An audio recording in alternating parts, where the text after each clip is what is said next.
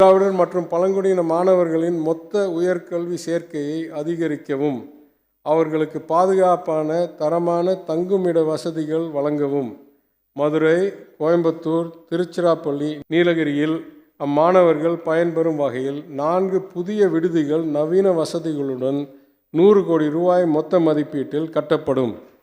இந்த விடுதிகளின் பராமரிப்பு பணிகள் நிபுணத்துவம் வாய்ந்த நிறுவனங்கள் மூலம் மேற்கொள்ளப்படும்.